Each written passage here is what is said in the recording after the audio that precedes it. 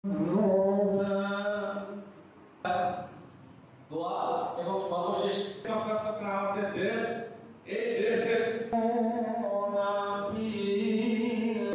সহ আওয়ামী লীগের যত সন্ত্রাসী, যত হেভিওয়েট সন্ত্রাসী আর পাতি সন্ত্রাসী প্রত্যেকের বিরুদ্ধে মামলা হয়েছে।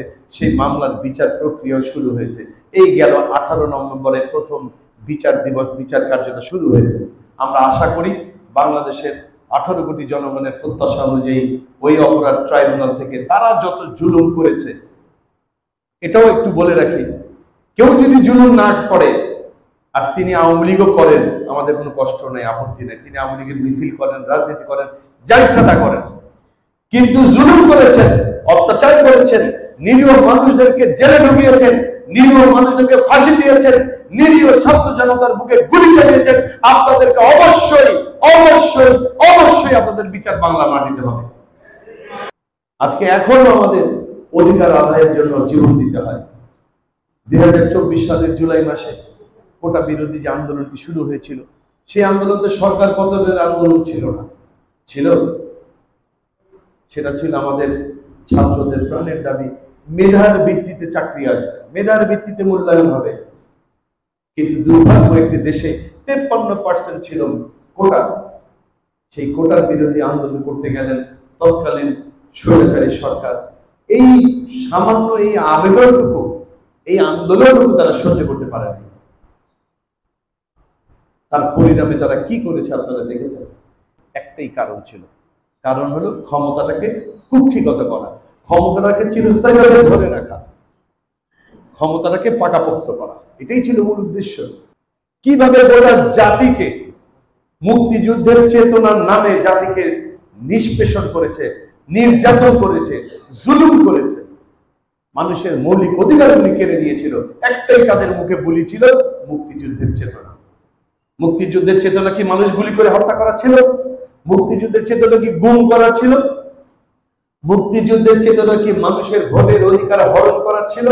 মুক্তিযুদ্ধের চেতনা কি দেশের অর্থ বিদেশে পাচার করা ছিল?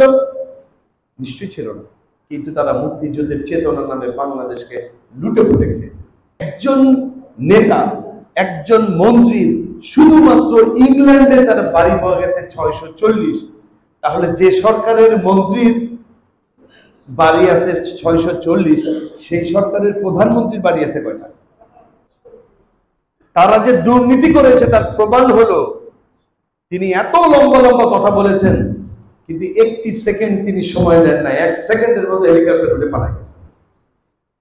উনি যদি সত্যিকারের দেশপ্রেমিক হতেন, উনি সত্যিকারের যদি তার পিতার আদর্শ ধারণ করে থাকতেন, তাহলে দেশকে এইভাবে নির্যাতনের মুখে ঠেলে দিতেন না, দেশটাকে ভাগ করতেন না, দেশের মানুষের উপর অত্যাচার চালাতে পারতেন না। তিনি সেটা করেছেন। আমরা এই দেশটাকে গড়তে চাই, আমরা অতীতকে ভুলে যেতে চাই।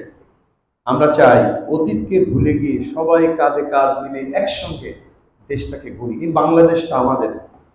আর কতকাল অপেক্ষা করলে, আর কত বছর অপেক্ষা করলে বাংলাদেশকে আমরা সত্যিকারের একটি সোনার বাংলাদেশ বলতে পারব? 2024 সালের 5ই আগস্ট হয়েছিল সেই সুযোগের সূত্রপাত। এটি কল্পনার বাইরে, এটি ছিল কল্পনার বাইরে। শেখ হাসিনার মতো একটা নমরুদকে ছাত্রদের মাত্র 36 দিনের আন্দোলনে একটা সফল পরিসমাপ্তি ঘটাতে পারে, এটা ছিল স্বপ্নেরও বাইরে। আন্দোলন তো আমরা করেছি 17 বছর, 17টি বছর। তবে এই জিনিসটা পরিষ্কার থাকা প্রয়োজন যে 36 দিনের আন্দোলনে এই দেশ স্বাধীন হয় নাই নতুন করে। এটা 17 বছরের আন্দোলনের ফসল। তবে 36 দিনের আন্দোলনে একটা পরিসমাপ্তি এসেছে, একটা সফল পরিণতি হয়েছে। কিন্তু ব্যাপক অবদান ছিল রাজনৈতিক দলগুলির। তারাও জান দিয়েছে, মাল দিয়েছে, এমনকি তারা ফাঁসিতেও ঝুলেছে। ভাইরা, আমরা আল্লাহ তাআলা আমাদেরকে একটা সুযোগ দিয়েছেন 2024 সালের 5ই আগস্টে। এই সুযোগটাকে যদি আমরা দলমত নির্বিশেষে, ফ্যাসিস্ট আওয়ামী লীগ বাদে, আবারও রিপিট করি, ফ্যাসিস্ট আওয়ামী লীগ বাদে অন্য সকল দলমত নির্বিশেষে আমরা যদি বাংলাদেশকে গড়ার শপথ গ্রহণ না করি, আল্লাহ তাআলা খুব ভালো জানেন এই বাংলাদেশ যে গভীর খাদে পড়বে, সেখান থেকে আর কে কবে উদ্ধার করবে তা শুধু আল্লাহই ভালো জানেন। আমরা যদি এই সুযোগটুকু কাজে লাগাতে না পারি। আমি ফ্যাসিস্ট হাসিনা অথবা তার দল আওয়ামী লীগকে বাদে কেন বললাম এই কারণে যে তাদের আগে বিচার হতে হবে। তারা প্রায় 5,000 মানুষকে বিনা বিচারে হত্যা করেছে, বিনা বিচারে 5,000 মানুষকে হত্যা করেছে। অসংখ্য মানুষকে, আমার জানা মতে 800-র অধিক মানুষকে তারা গুম করেছে। এই পিরিজপুরেরই একজন কৃতি সন্তান এখনো গুম হয়ে আছে, আল মুকাদ্দাস তার নাম। তার অপরাধ ছিল একটা, সেটা কি জানেন? সে বাংলাদেশ ইসলামী ছাত্র শিবিরের নেতা ছিল। এই অপরাধে তাকে পিরোজপুর থেকে ঢাকা যাওয়ার পথে বাসের থেকে তাকে নামিয়ে গুম করেছিল। আজ পর্যন্ত তার পিতা মাতা তার খোঁজ পায়নি। এরকম 800 মানুষকে তারা গুম করেছে। এই গুমের বিচার হতে হবে। তারা নির্বিচারে যে মানুষ গুলি করে হত্যা করেছে, 2009 সালে ক্ষমতায় এসেই প্রথম যে অপকর্মটি করেছে সেটা হলো বাংলাদেশের স্বাধীনতা সার্বভৌমত্বের পরে তারা আঘাত এনেছে। কিভাবে? 2010 সালের 22শে ফেব্রুয়ারি থেকে 25শে ফেব্রুয়ারি ঢাকার পিলখানায় যেভাবে সেনা, বাংলাদেশের অহংকার, বাংলাদেশের গর্ব, সেনা সদস্যদেরকে যেভাবে গুলি করে হত্যা করেছে, কোন একটি যুদ্ধেও এত অফিসার হত্যা হয় না।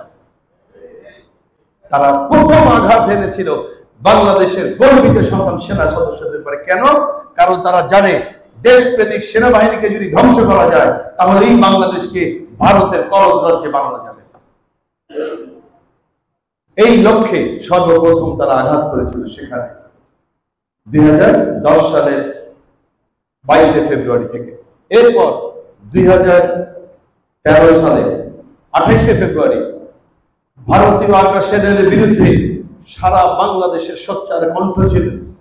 ভারতীয় আগ্রাসনের সকল অপতৎপরতা এবং ষড়যন্ত্র মোকাবেলায় যিনি ছিলেন বিশ্বব্যাপী সোচ্চার কোরআনের পাখি আল্লামা সাঈদীকে তারা ওই ভারতের প্রেসক্রিপশনে পরিচালিত একটি ক্যাঙ্গারু ট্রাইব্যুনাল থেকে 2013 সালের 28শে অক্টোবর ফাঁসির রায় দিয়েছিল।